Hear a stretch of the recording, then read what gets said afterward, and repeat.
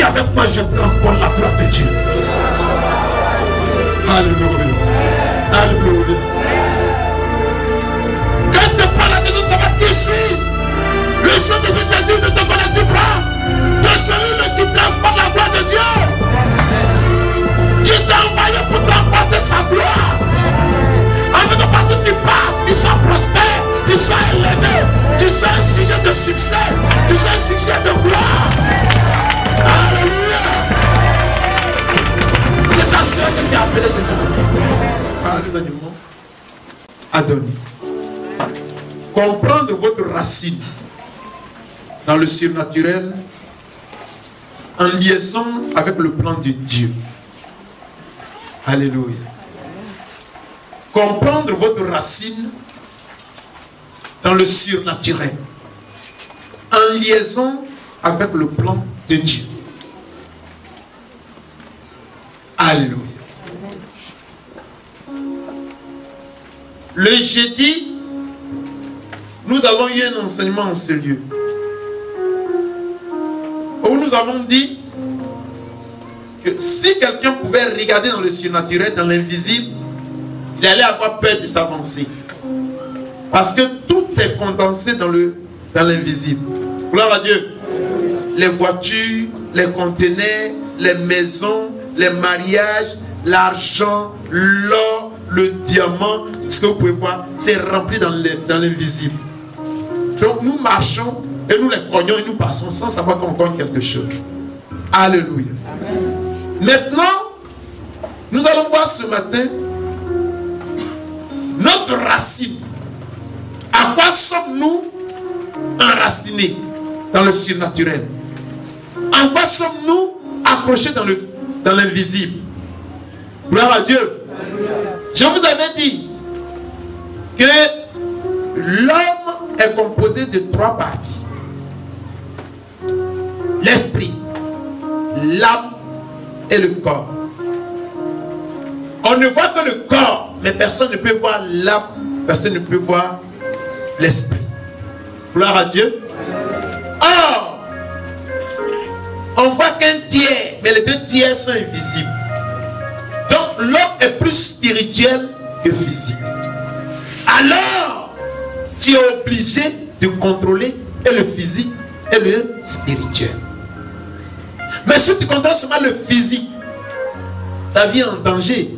Parce que les 2 tiers, qui les contrôle? Amen. Qui me comprend ce matin? Il faut que vous me compreniez parce que c'est très important ce que nous allons dire. Alléluia.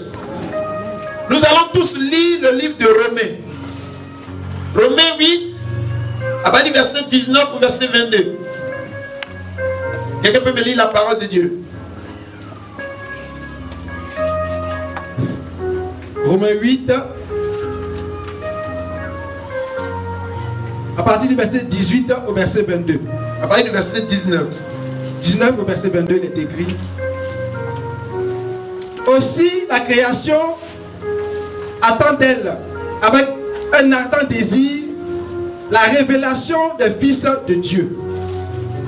Au verset 20, car la création a été soumise à la vanité, non de son gré, mais à cause de celui qui l'y a soumise. Au verset 21, avec l'espérance qu'elle aussi sera affranchie de la servitude de la corruption, pour avoir part à la liberté de la gloire des enfants de Dieu. Au verset 22, or, nous savons que jusqu'à ce jour, la création tout entière soupire et souffre la douleur de l'enfantement. Amen. Gloire à Dieu. Comprendre votre racine dans le surnaturel en liaison avec le plan de Dieu. La Bible dit, car la création a été soumise à la vanité, non de son gré, mais à cause de celui qui l'y a soumise, avec l'espérance qu'elle aussi sera affranchie de la servitude de la corruption, pour avoir part à la liberté de la gloire des enfants de Dieu.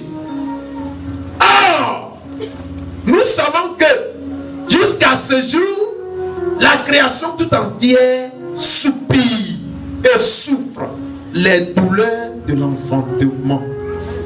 Alléluia. Frères et sœurs bien-aimés, il y a un problème. Mais il y a toujours une solution avec quelqu'un. Alléluia. Le monde entier a été maintenu, cloué au sol. Tout le monde entier a été maintenu, cloué au sol. Tourmenté, affligé et désorienté par le diable. Alléluia. Et aujourd'hui, vous allez voir partout des guerres, partout des souffrances, partout ceci, partout la corruption, partout vraiment la haine, la jalousie, beaucoup d'autres choses. Des cris d'oppression gisent de partout à mesure que l'humanité croupit dans la douleur. Alléluia. Regardons ça et là à la recherche d'une émancipation, d'un échappatoire. Gloire à Dieu. Mais on voit qu'il n'y en a pas. On regarde à gauche, ça ne va pas. On regarde à droite, ça ne va pas. Regardez un seul instant. Dès qu'on dit qu'un homme de Dieu, on y arrive quelque part, vous allez voir des malades. Vous allez voir des gens qui souffrent. Vous allez voir des gens qui avaient des choses bloquées. Des gens vont venir en masse. Parce que ce monde entier soupire et souffre. Gloire à Dieu. Ce que le monde attend est la manifestation, c'est-à-dire la réaction des enfants de Dieu, des fils de Dieu, des hommes, des femmes, des jeunes qui, par le pouvoir de Dieu, apporteront la liberté à l'espèce humaine. Amen. Dieu est là-haut dans les cieux, mais la terre tremble, la terre souffre. Les hommes qui sont sur la terre souffrent.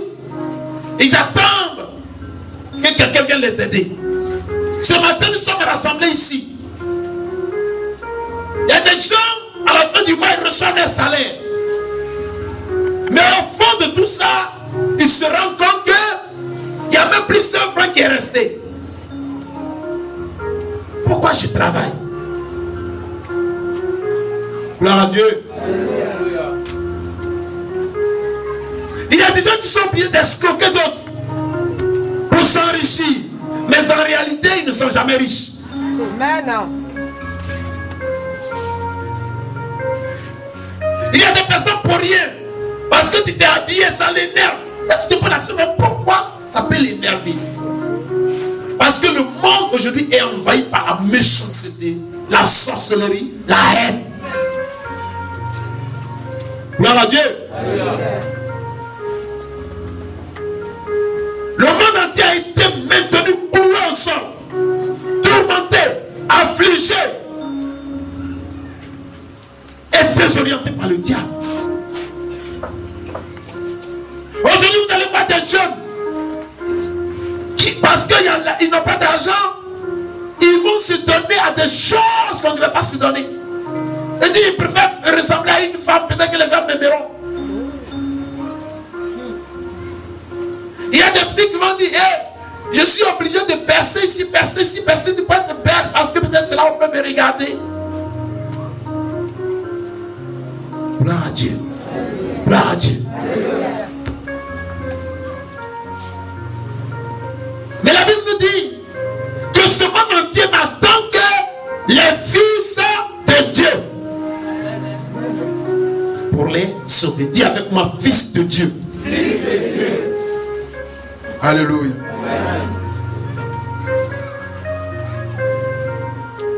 Le monde attend les fils et les filles de Dieu qui désarmeront les forces de la méchanceté et feront sortir la création des liens de la corruption pour la conduire vers la glorieuse liberté des fils de Dieu. Dis Amen avec vie. Gloire à Dieu. Alors beaucoup de questions vont sortir de là. Beaucoup de questions. Des questions vont surgir de ce petit exposé. Qui est appelé fils de Dieu? Qui sont-ils? Et dans tout ça, moi, qui suis-je? Alléluia. Où suis-je? Qu'est-ce que moi je veux? Si je suis fils de Dieu aussi bien, qui suis-je? Alléluia. Beaucoup de questions se posent. Je suis obligé de comprendre ma valeur en Christ. Est-ce que je représente quelque chose en Jésus pendant que je suis assis dans une église? Est-ce que réellement je représente quelque chose en Christ pendant que je me fais appeler chrétien ou chrétienne? Alléluia. Alléluia. Est-ce qu'il parle à un enfant de Dieu?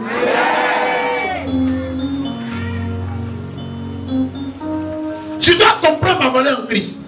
Je dois comprendre ma place en Christ. Je dois comprendre ma direction divine par rapport à ce monde agité. Par rapport à ce monde de tourment. Où aujourd'hui quand tu dors la nuit, tu te dis d'un moment à l'autre, les gens peuvent venir m'agresser. J'ai peur. Est-ce que les gens ne peuvent pas entrer avec des armes tout à l'heure? J'ai peur. Tu sors dans la rue, est-ce qu'on ne me regarde pas? Est-ce que quelqu'un peut venir m'agresser de suite, m'arracher de l'argent? Tu as peur. Alléluia. Nous allons lire le livre de Jean 1. Alléluia. Alléluia. Nous allons lire le livre de Jean 1.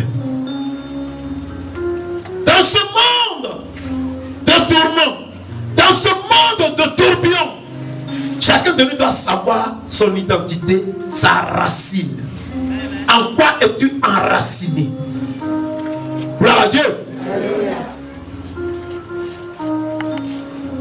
Quand il y a un vent, l'arbre qui est beaucoup enraciné ne tombera pas. Mais lui, celui qui est superficiellement enraciné, tombera. Gloire à Dieu. Gloire à Dieu. Alors ces questions-là, tu vas te les poser. Il faut que tu te poses ces questions. Qui est appelé fils de Dieu? Qui sont les fils de Dieu? Et moi dans tout ça, qui suis-je? Si je suis fils de Dieu? Ou bien qui je suis? Où est-ce que je suis en Jésus? Est-ce que je suis en Jésus ou bien je suis hors de Jésus pendant que je suis assis dans une église? Alléluia. Ou bien qu'est-ce que moi je vaux? Quand Dieu me regarde, est-ce que je vaux quelque chose? Quand le monde me regarde, est-ce que je vaux quelque chose? Beaucoup de questions que tu dois te poser ce matin. Lisons Jean 1, verset 19 au verset 28. Une histoire pathétique. Alors là, pas croyable. Alléluia. Voici Jean-Baptiste qui est en train de baptiser, qui est en train de faire l'œuvre de Dieu. Et les Sadducéens et certains prêtres vont venir vers lui pour lui poser des questions. Pour savoir l'identité de Jean-Baptiste. Qui es-tu? Es-tu Élie? Es-tu le prophète? Qui es-tu réellement? Alléluia. Parce que si tu ne sais pas ton identité en Christ, il y a problème. Gloire à Dieu. Il a parole. Amen. Jean 1, du verset 19 au verset 28. Je lis la parole de Dieu. Amen. Voici le témoignage de Jean. Lorsque les Juifs envoyèrent de Jérusalem des sacrificateurs et des Lévites pour lui demander: toi, qui es-tu? Alléluia. Il faut que les gens sachent qui était Jean-Baptiste.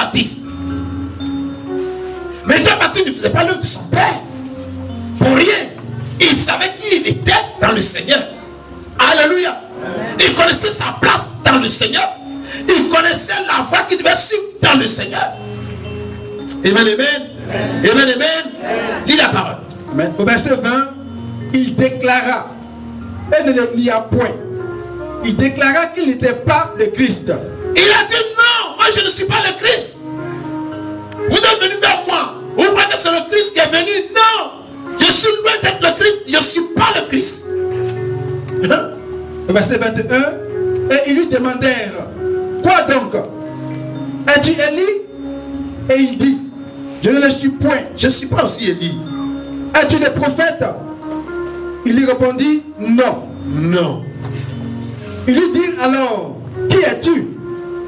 Afin que nous donnions une réponse à ceux qui nous ont envoyés. Alléluia. Parce que toi, ton frère, ta soeur, ton voisin, ta voisine, là où tu travailles, ton collègue, chaque dimanche, tu t'habilles, vous vous croisez, tu dis que tu vas à l'église. Mais je pose des questions. Qui est celle-là? Qui elle est en réalité dans le Seigneur? Est-elle une fille de Dieu, un fils de Dieu? Ou bien est-elle un païen dans l'église? Ou bien une païenne dans l'église?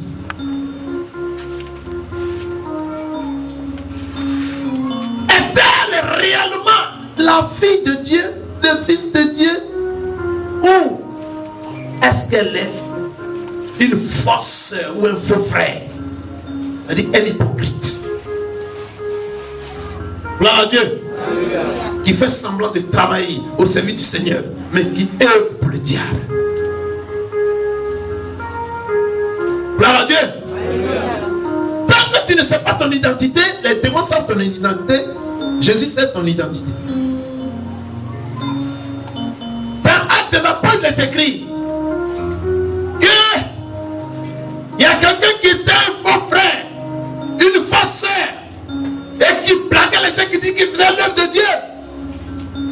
C'était les enfants de Séba. Et la Bible déclare que le démon s'est levé. Et le démon s'est jeté sur eux. Et le démon les a frappés jusqu'à déchirer tout ce qu'ils avaient. Il dit, on connaît pas. Et on sait qui est Jésus. Tu dois connaître ton identité dans le Seigneur. Alléluia. Mais si tu ne connais pas ton identité, tu es un hypocrite.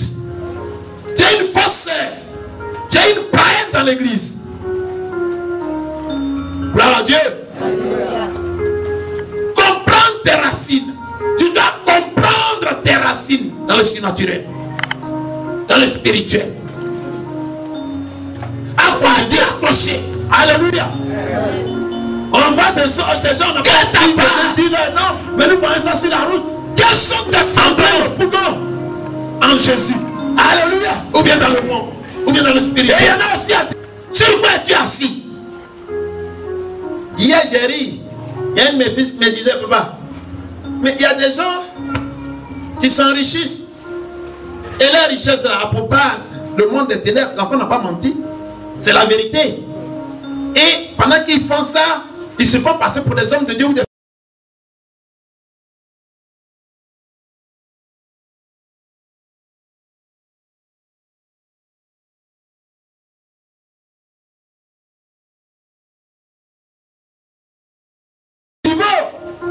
gloire à Dieu.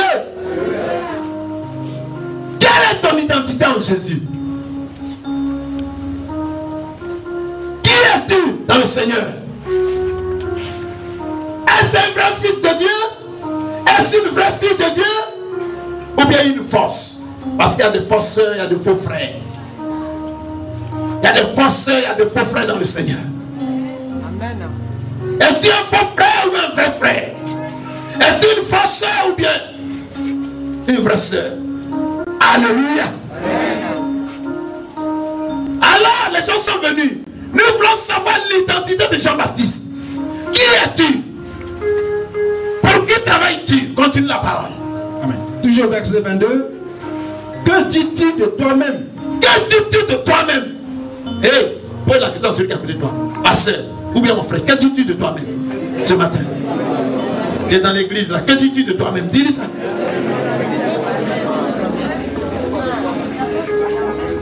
Alléluia. Alléluia. Tu dis que tu es dans l'église, tu as 3 copains. Tu as 3 copines. Et tu es content. Et tu dis que tu es dans le Seigneur. Que dis-tu de toi-même? Pose la question à celui qui a lu. La question va se poser à lui-même. Alléluia. Oh, touche-le, touche-le. J'ai dit touche-le ce matin. L'évangélisation a commencé. Pas dire la question. Qu'est-ce que tu dis de toi?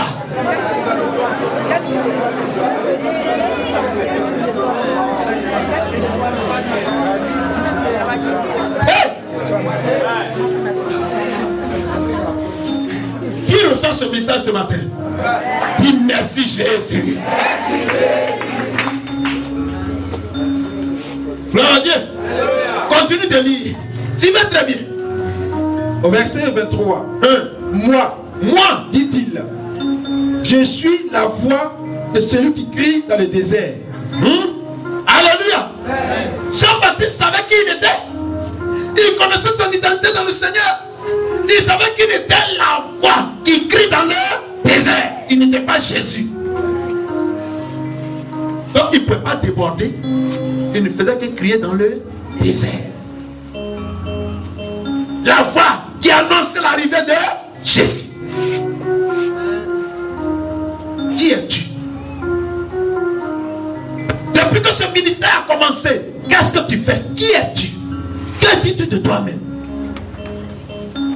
Quel rôle joues-tu dans le corps de Christ? Est-ce que cela veut dire? Tu joues quel rôle? Le joues-tu bien ou mal? Est-ce que tu joues normalement ce rôle ou tu le joues mal?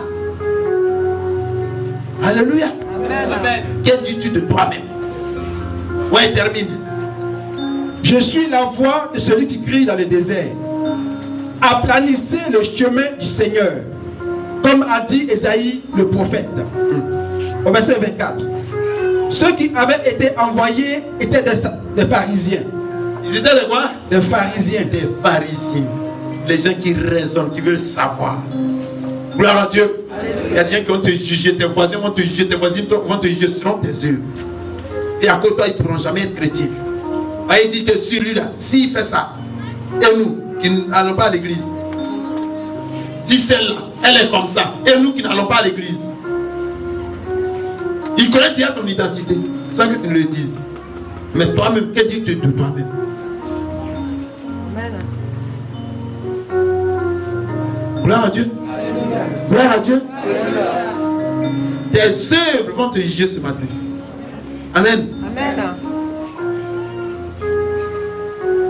Ta question là, la même question là, elle va t'encaisser ce matin. Que dis-tu de toi-même? Continuons. Au verset 25. Ils lui firent encore cette question. Donc il va envoyer une autre question.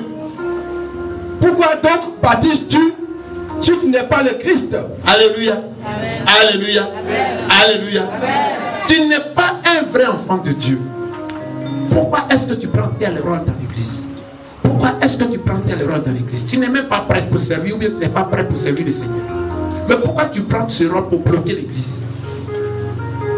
Tu n'es pas Christ. Pourquoi baptises-tu? Parce que Jésus viendra, il va rebaptiser. Jésus a refait le baptême. Même ceux qui avaient été baptisés par Jean-Baptiste, Jésus les a rebaptisés. Gloire à Dieu. Gloire à Dieu.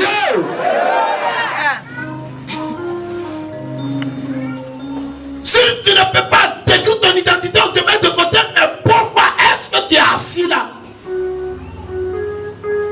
Et tu bloques l'avancement de l'œuvre de Dieu. Que dis-tu de toi-même? Gloire à Dieu.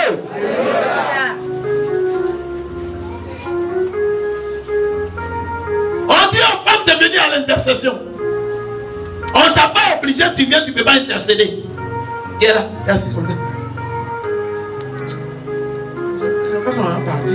qui t'a appelé? Gloire à Dieu. Pose la question, qui t'a appelé ici? Hey! Tu ne connais pas ton identité, assieds-toi chez toi.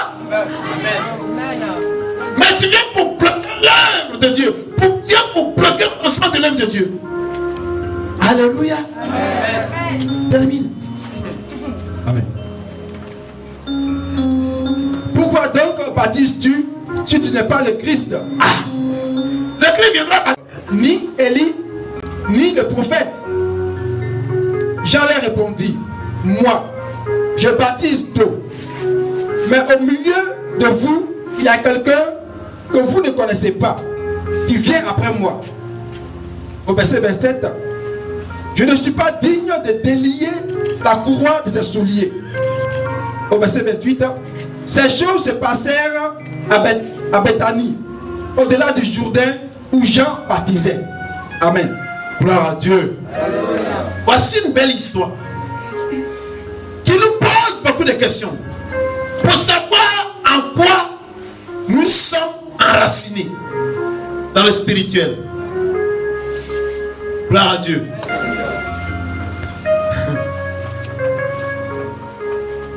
Jean-Baptiste connaissait son statut spirituel. Alléluia. Il connaissait son statut spirituel. Il connaissait sa place auprès de Dieu. Et il dit clairement, moi je ne suis pas le fils de Dieu. Je ne suis pas Christ. Je suis la voix de celui qui crie dans le désert. Amen. Jean-Baptiste savait ce qu'il transportait en lui. Amen. Vous devez savoir ce que vous transportez en vous. Or, beaucoup de chrétiens, voire même certains hommes de Dieu, ne savent pas ce qu'ils transportent en eux. Alléluia. Ce qu'ils valent, ce qu'ils sont. C'est pourquoi cela est si facile pour eux d'échouer dans leur vie. Si les chrétiens échouent, c'est parce qu'ils ne savent même pas leur identité spirituelle. L'identité spirituelle, c'est notre